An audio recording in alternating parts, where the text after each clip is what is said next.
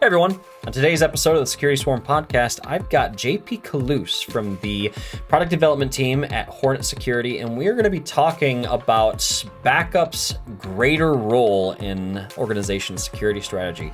So often we talk about backup and recovery from a backup and recovery perspective, but it plays I guess I would say super important role in security strategies today with things like ransomware, insider threats, etc., etc. So we're going to be talking about all that and more coming up on today's episode of the Security Swarm podcast.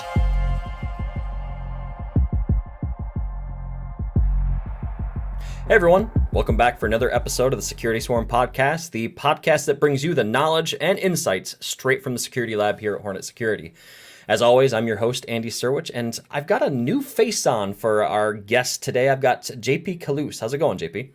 Hey, Andy. I'm good, man. How's it going? Doing good. Hey, I know we have a great discussion coming up in today's episode, in that we're going to be talking about backup and backup's role in the larger security discussion, right? But before we get to that, why don't you tell our listeners a little bit more about yourself? Yeah, sure. So I've been working at Hornetsecurity for the last year as a product manager. But really, I started from a completely different path. I'm an electrical engineer, so I studied electrical engineering, and then spent a few years working in areas like automation and product development on the engineering side, but always sort of using technology, so coding and whatnot. So I was always it was always a passion of mine, so to speak. So obviously, when the opportunity came to join Hornet, it combined kind of my passion for technology together with sort of the problem-solving expertise I built up. Right. And it's been really good. So I've been working on products like VM Backup here, learned loads. So I'm really excited to be here with you today. Yeah, definitely. I'm excited to get some of your insights and some of your insider knowledge, right, as we kind of talk about a very prevalent issue in the industry. And I guess I really want to start with ransomware, right? Yeah. Which is a huge issue in the industry, right? And again, in this episode, focusing on talking about backup and the larger scope of a security strategy. And I feel like as IT pros in the industry, it's just kind of a given, like, oh yeah, I need backup, right? But I feel like we never stop to really talk about, okay, why do we need backup beyond just having backup, right? And it used to be it was primarily intended for just data recovery in the event something happened, right? But now it's become kind of the, and again, I'm going to try to keep this PG rated here. It's kind of become the, oh crap button, right? Exactly. In those threat actor attack scenarios, right? And of course, ransomware is always the one that comes top of mind there, right? And I mean, I'm sure as part of your day-to-day work, ransomware is probably top of mind for you, right? In terms of developing a backup application. Yeah, definitely. So obviously, we've been doing a lot of work when it comes to protecting against ransomware, especially in backups, because obviously ransomware has gotten a lot smarter. I know you had like that episode with Yvonne Bernard where you tried to use ChatGPT to create ransomware. So that shows how much more accessible it is nowadays, and it's just easier to use. It's more of a threat for organizations, and like they have to do something about it, basically.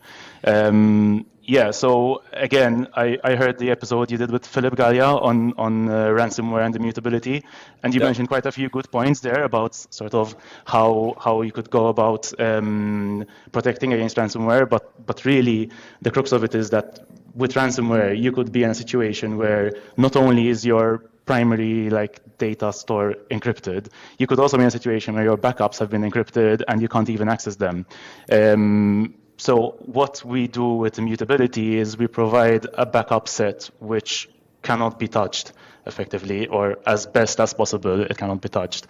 And that means that as a last line of defense, you have that immutability. And it not only protects against ransomware, there's also the issue of having internal bad actors within the organization who want to sabotage the business. So even if you have air gap storage or stuff like a Linux hardened repository, you could probably save what's referred to as immutable backups on that. However, you're still at the mercy of, someone can go in and grab a hammer and bash that thing to pieces, really.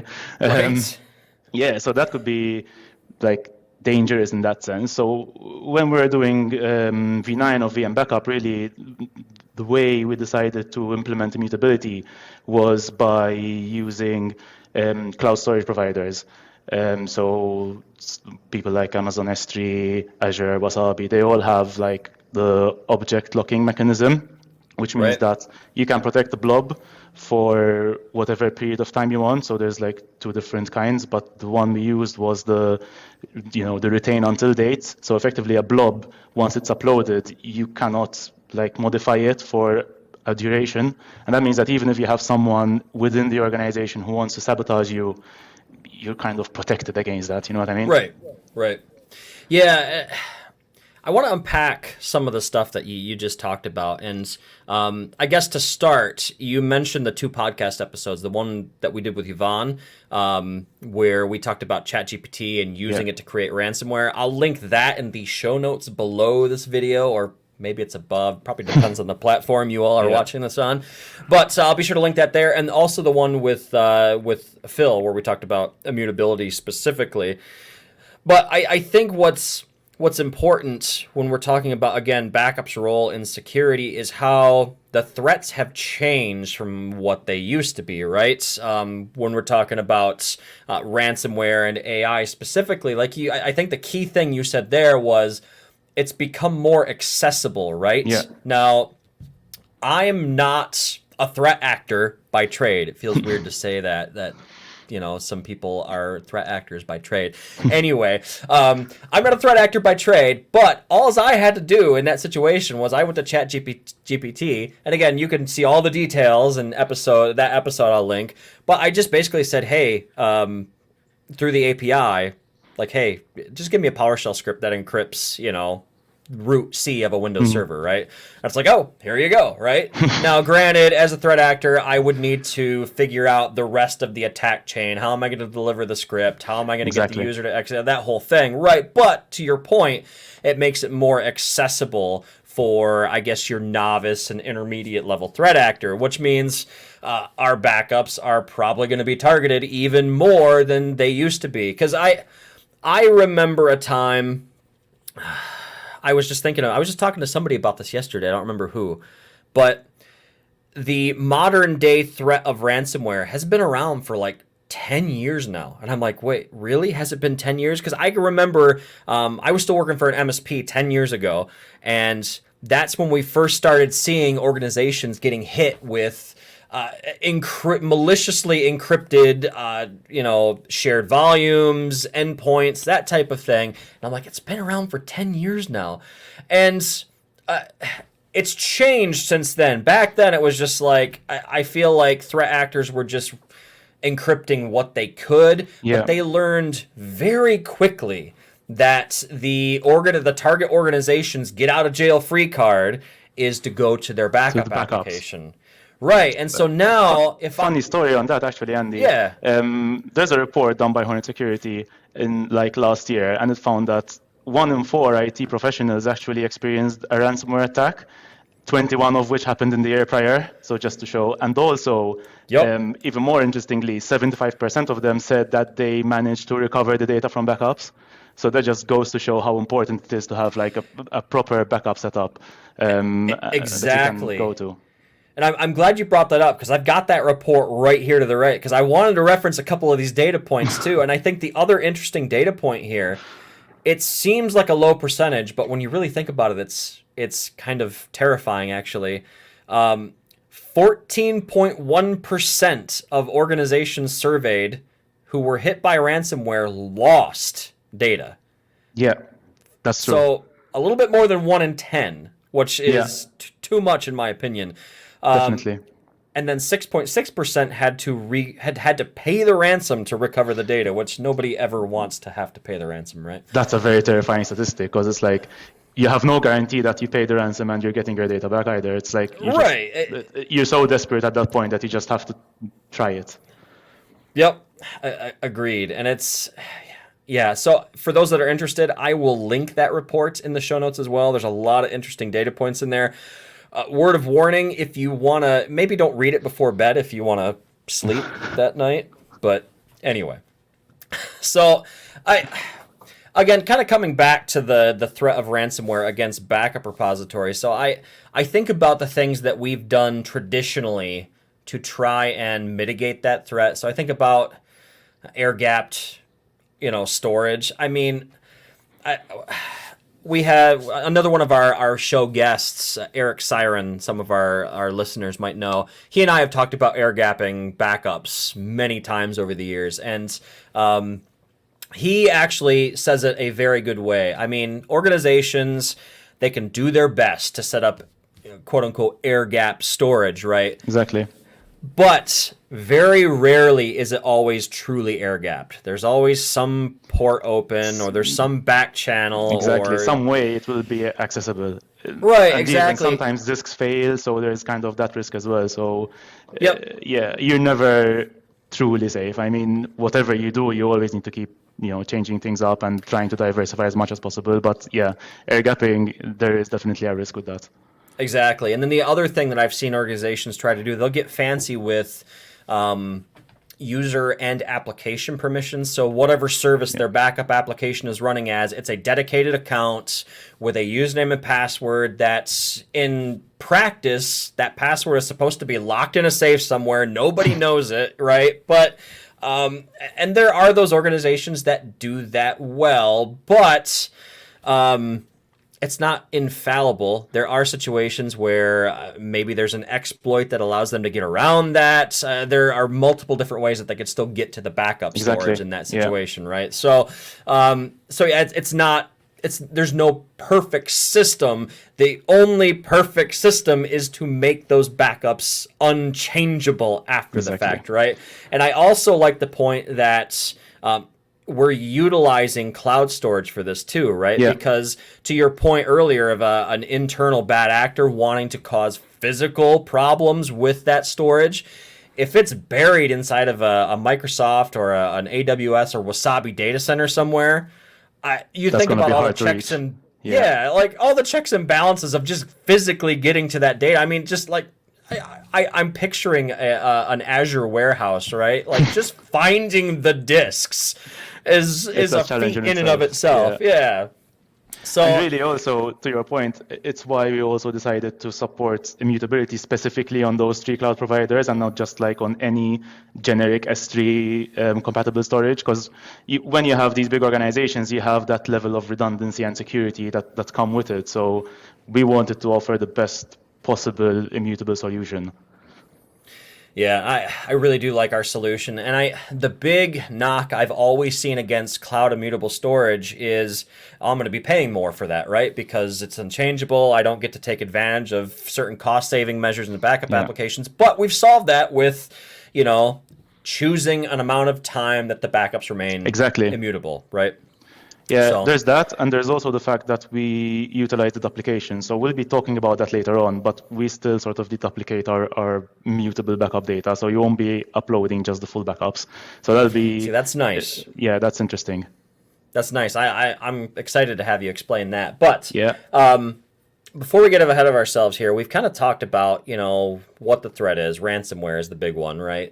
We've talked about backups kind of overall place in the security discussion. I don't think there's any questions about where it fits in the security strategy, right? We've kind of talked about why your regular run-of-the-mill backups are not enough, right? It's pretty clear at this point. I mean, they still have their place, don't get me wrong, but definitely. I think what it does is it takes that traditional 3-2-1 backup strategy. Exactly. And it changes it a little bit because I'm starting to see this new term in the industry, 3-2-1-1, right? Yeah, exactly.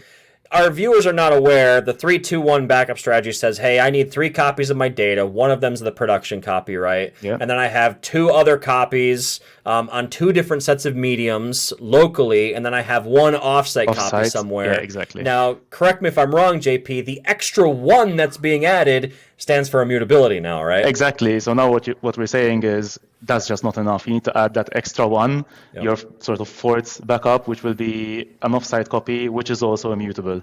So kind of that brings it all together. That's like the gold standard in terms of backup strategies. Right. Right. Oh, yeah, that 3-2-1 rule has been around as long as I've been in IT, and that's going on 20 I some honestly years think now. I But remember studying on it at some point in time. It's yeah, been that long. it's been around for a while, and so now I'm like I said, I'm starting to see the 3-2-1-1, and the first time I stumbled Yeah. across that, I'm like 3-2-1-1. I'm like, that's got to be a typo. No, it stands for immutability. So it makes all kinds of sense. So before we move on to our next discussion point, there anything I'm leaving out in the 3-2-1-1 discussion, or anything about immutability that we haven't covered yet? Uh, Not really. I think with regards to the backup strategy, we mentioned like the way the 3-to-1 backup strategy works, and the additional one. So yeah, in terms of ransomware and immutability, I think we've covered the bases. Maybe we can go through and explain to the users, to the listeners, sorry, how the sort of backups work on cloud when they're immutable, the worm state. Yeah, Um, let's do that. I think that's important because, yeah, like I mentioned earlier, whenever anybody's looking at cloud immutable storage, cost is always kind of top of mind, right? So if you could kind of run us through that and how that works, and kind of how it impacts their bottom line, I think that would be extremely useful for our listeners. yeah, exactly. So basically, the way we save immutable backups is, again, leveraging those cloud storage providers' object locking. So we save data in a worm state on cloud. So worm means write once, read many. Yep. And effectively, when you upload the block, you upload a parameter which says sort of this block needs to be immutable for this number of days. And that's all really. The block is saved there for that period of time, and if you try to delete it, it won't be accessed.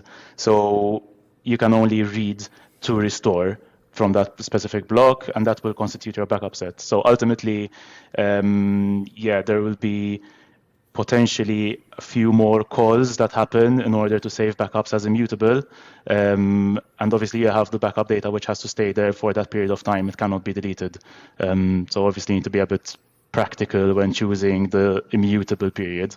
But really setting it up on the local console on VMB, for example, VM backup, it's really super easy. Like all you have to do is there's a toggle which says I want it immutable. There's a number of days, and that's it. And then obviously Right. on whatever Amazon side, you have to do the same thing where you set the buckets with versioning enabled, and object locking, and you're good to go basically. Right. So we've not only given the the customer in this case, or the end user, whoever's using the application, the power of immutability, but we've taken away one of the key roadblocks typically, right? And that was the difficulty in setting it up, and the cost as well too, because they are also getting the benefit of deduplication, which you mentioned Exactly. earlier, right? Exactly. And one of the key things with VM backup consistently is that it's easy to use, and we didn't want to change that. So really, we wanted to make this as easy to use as possible to go along with the rest of the product. Right. Yeah, it makes sense. And again, bringing it back to kind of the larger discussion of backup's role in security, complexity is a huge problem when it comes to providing an effective security Exactly. posture, right? So I think it's so important that whatever backup application people choose, hopefully it's ours, right? Because this is a Yeah, Hornetsecurity fingers crossed. podcast, but it needs to be easy to use, right? So Yeah, definitely. okay, well, why we're talking about backup, right? And again, bringing this back to a standpoint of security strategy, I think about the other types of technologies that are typically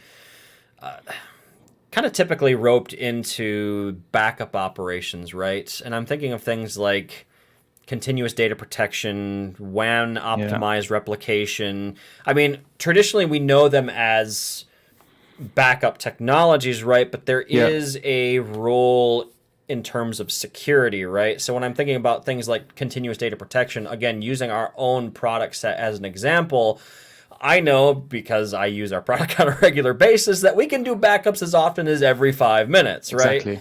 Yeah. So when I'm thinking about, like RPOs, again, Definitely, from yeah. a IT pros perspective, if something happens and I'm using CDP, I'm not losing a whole lot of data. Does every organization need 5 minutes? That's a decision that every Exactly. organization needs to make, but they have that option, right? Yeah, I think with CDP and WAN optimized replication, they're like key technologies when it comes to disaster recovery, really.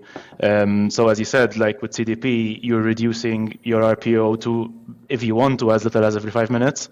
And I'm sure there are applications out there in which like they would benefit from having that sort of level of that small RPO.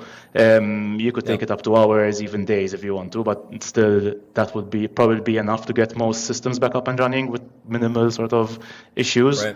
And then obviously jumping over to replication, WAN optimized replication, effectively what you're doing there is you're you have a clone of your virtual machine run sort of ready on a secondary location. So that then reduces your RTO, so it's your recovery time objective. So if you really need minimal downtime, sort of using replication combined with CDP, that means that you could effectively be up and running in minutes, and also you lost maybe a few minutes worth of data if you really wanted to. Now, obviously, not every application would require that level, but you could tailor it to whatever your need is, really. Right. And I know I keep saying this, but to kind of bring it back to that security standpoint, when I see organizations talk about replication, it's always from the perspective of DR, which is important. I mean, that's its intended purpose. Yeah. I have also seen those organizations that if they are actively experiencing some sort of security incident, right, and their main site, I'm trying to think of an example situation. They know they've got intrusion at their main site, for example, or there's ransomware everywhere. I have seen organizations that they're like, okay, you know what? While our security team is dealing with this, yes, switch over to the replicated data center, sever any communication ties between the two sites, and operate off of the replication targets while they, clean up the fire and brimstone on the main site, right? Exactly. And that's all made possible thanks to replication and CDP, really. Yep, exactly. So I know I keep bringing it back to that security conversation, but I mean, I feel like backup's role in the industry has changed a little bit over the last 10 years. Yeah, definitely. I mean, its original role is still wildly important, right? I mean, we're always going to have a need for data recovery. Exactly. But it really has multiple security applications now, and that's largely, I guess, in thanks to threat actors and ransomware, right? Yeah, but any good solution comes up from a problem, right? So sort of you always need to thank the people who create viruses for whatever antivirus product comes out. So, it's always that kind of thing where the solution is created because there is a need for it. And in this case, the need is ransomware, basically. Right. The, what is it? I always forget the saying, necessity is the mother of invention, right? Yes. So, well, JP, I think we're roughly out of time here. Is there anything else you want to mention? Something I didn't think of? Maybe we can touch briefly on Deduplication, because I think we missed that. Oh, right. Yeah, so effectively the way Deduplication works is when you take a backup, rather than taking a full backup each time, what you do is we analyze what blocks changed and actually just upload those, whether it's to the primary backup on site, whether it's to a secondary location, or even to a cloud location. So really, the cool thing about it is that you have minimal data being transferred. So you're only transferring exactly what you need, because we do it in line. So really, we analyze before we send the data. So that's quite interesting, the way it works.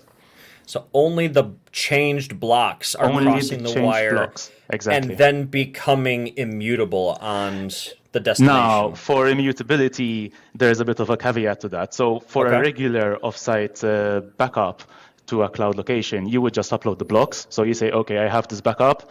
I took another backup. And by the way, we do this not just for backups within the same VM, but also across VMs. because you would have shared blocks across other virtual machines. So we take any shared blocks, and as much as possible, we try to minimize the data we transfer even across virtual machines. Right. But anyway, for a regular cloud storage backup, you would just say, okay, so I need to upload these 3 blocks, for example. I'm making it super simple. That's uploaded, and you're done. Now, with Immutable, you've added a layer of complexity, because we don't only care about uploading the changed blocks and giving them that time policy. We also want to make sure that every block that's used in the backup is also immutable. You sort of need to extend its immutable period to match today's date, sort of. So we need to make sure that if I uploaded the block last week, but I want my immutable backup to be immutable for a week from today, we need to make sure that those blocks I uploaded last week are updated so that they are immutable sort of from today for another 7 days, in this very, very primitive example. I'm not sure if you're getting me. Right. That makes sense. So basically, from the backup operator's perspective, for somebody using the application, it doesn't really change anything for them, but under the hood for us, again, using us as an example here, we're having to do extra checks, and we may have to send, I don't want to say extra data, but there may be situations. We just update a parameter on the blocks, so we don't actually send the block again. We update the retain until date on every block that's used in that backup set. So that takes a bit longer as well. So we found that the immutable backups take slightly longer than regular backups to cloud locations, just because of this extra check that we need to do and the extra step to update the retain until date effectively on those blocks. That makes sense. So, block gets transferred. Okay, what do we need? What immutable parameters need to be updated to make sure that this entire chain of data remains immutable for the amount of time? Exactly. Yeah. That's exactly that makes sense. And I think that's an important distinction there, right? Because I think most IT pros, especially those operating backup applications, are like me in that they kind of want to know a little bit what's happening under the hood, right? And I think that's really interesting insight. So I appreciate you taking the time to explain that to us. Yeah, no worries. So, all right, well, I think that's all we got for today, JP. We're about out of time. I would love to have you back on for a future episode of the show. It's been fun. Nice. So, I'd be more than happy to join. Definitely. We'll have you back. And those of you watching, if you found value in today's episode, be sure to smash that like button, as they say, or just subscribe to the podcast. That would be fine, too. Again, we're available on YouTube, on all major podcasting platforms, so be sure to check that out. We're also out on the socials if you want to find Hornetsecurity there, or myself. If you have any questions or maybe topic suggestions or something you'd like to hear more about, you can always email me at Andy@hornetsecurity.com. With that, I'll let you all go. Hope you enjoyed the episode. Have a great day. Stay safe out there. We'll talk to you next time. Thanks for watching.